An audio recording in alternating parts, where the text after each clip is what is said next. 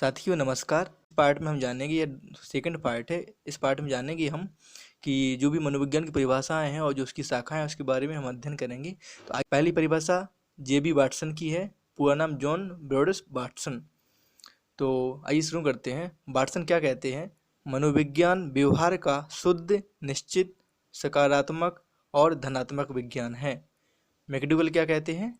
मनोविज्ञान आचरण व व्यवहार का विज्ञान है। साथियों यहाँ ध्यान देने वाली बात यह है कि व्यवहार की जगह कहीं कहीं यथार्थ शब्द का भी प्रयोग किया गया है। तो क्या परिभाषा होगी? मनोविज्ञान आचरण व यथार्थ का विज्ञान है।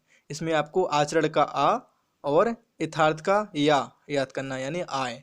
तो क्या होगी परिभाषा? मनोविज्ञान आचरण का मनोविज्ञान आचरण व यथार्थ का विज्ञान है। B.F. स्किनर के अनुसार मनोविज्ञान व्यवहार व अनुभव का विज्ञान है। यहाँ पे आप कैसे याद करेंगे? जैसे स्किनर में क्या आ रहा शब्द? नर मतलब मानव। तो जो अनुभव होता है वो किसके पास होता है? मानव के पास होता है। अनुभव ना तो पशु के पास होता है ना पक्षी के पास होता है। ठीक है, तो ऐसे याद रख सकते हो कि अनुभव मानव के पास होता है, इसलिए मनोविज्ञान व्यवहार व अनुभव का विज्ञान है। यह किसने कहा है? स्किनर ने। ठीक है, B.F. स्किनर। अगली परिभाषा है क्रो एंड क्रो की। यह क्या कहते हैं? मनोविज्ञान मानव व्यवहार और मानव संबंधों का अध्ययन करने वाला विज्ञान है।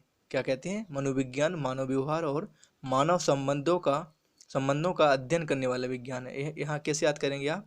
जैसे क्रो एंड क्रो में 2 बार क्रो आया है, ऐसे यहाँ पर मानव व्यवहार और मानव संबंधों का अध्ययन करने वाला विज्ञान में 2 बार मानव कहा गया है। ठीक है, तो ऐसे याद रखोगे आप। अगला परिभाषा सिगमंड फ्राइड की। ये क्या कहते हैं कि मनोविज्ञान अचेतन मन का अध्ययन करने वाला विज्ञान है। साथियों सिगमंड फ्राइड ने अपने मनोविश्लेषणात्मक सिद्धांत में 3 प्रकार का मन बताया: अचेतन मन, चेतन मन और अर्धचेतन मन। तो इन्होंने जो कहा है कि मनोविज्ञान अचेतन मन का अध्ययन करने वाला विज्ञान है। विलियम वुडवर्थ क्या कहते हैं? जीवन में आभास एवं प्रभाव देने वाली प्रत्येक घटना या क्रिया व्यवहार है। जिम्बार्डो क्या कहते हैं? मनोविज्ञान जीवधारियों के व्यवहार का वैज्ञानिक अध्ययन है। क्या कहते हैं? जिम्बार्डो मनोविज्ञान जीवधारियों के व्यवहार का वैज्ञानिक अध्ययन है। साथियों इसको ऐसे याद करेंगे जैसे इसमें आया है शब्द जीवधारियों और व्यवहार का वैज्ञानिक अध्ययन है। तो देखो, जैसे हम लोग जिम जाते हैं ना, तो जिम में जो बॉडी बनाती हैं तो किस प्रकार का तरीका है बॉडी बनाने का? वैज्ञानिक तरीका। क्योंकि बॉडी 2 प्रकार से बढ़ती है, या तो एक तो आप केमिकल पदार्थ खाओ तो बढ़ेगी, या जिम में जाके मेहनत करो। तो जो जिम में जाके मेहनत करते हैं ना, तो वो क्या है? वैज्ञानिक तरीका है ना बॉडी बनाने का।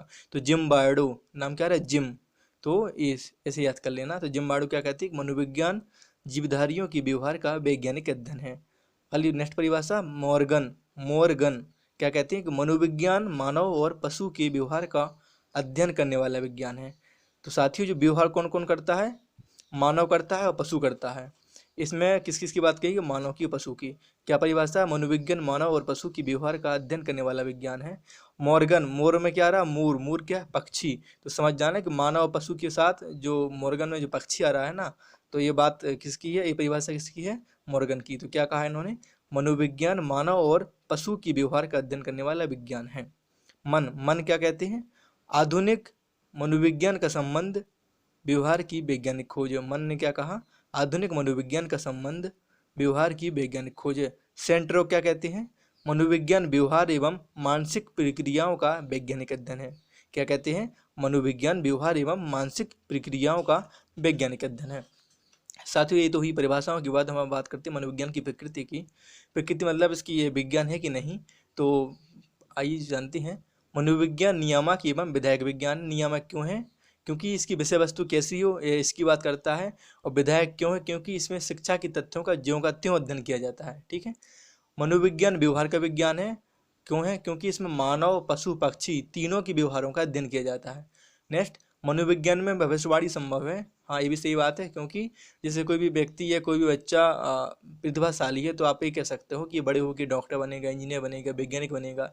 यदि कोई बालक मंद बुद्धि का है तो आप कह सकते हो कि यह शिक्षा में पीछे रहेगा, या फिर समाज में इसका स्थान यहाँ पर होगा।